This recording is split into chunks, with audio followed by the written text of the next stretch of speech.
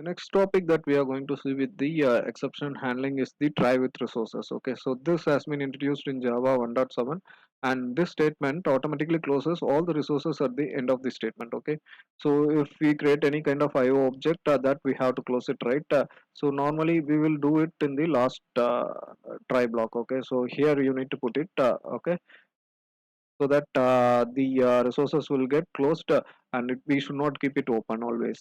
So this can be any kind of input output or any database connection.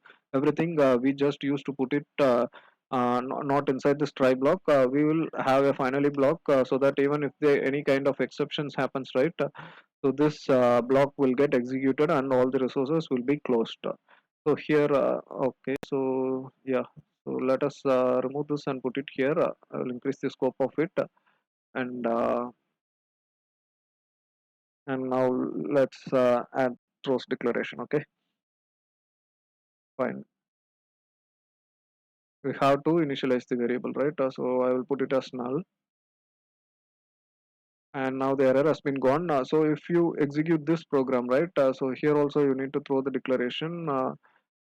Since you are calling that method here, and now if you execute this program, so this will get executed properly. Okay, and the next method is also executed, no exceptions are thrown now, and this resource will get closed when it comes to the finally block. Okay, but in Java 1.7 they have introduced the try with resources. So what we do is we just uh, call this complete statement inside the try itself. Okay, so just you have to call in this way, and now this will automatically close all the resources at the end of the statement. Okay, so that's the implementation with the try with resources.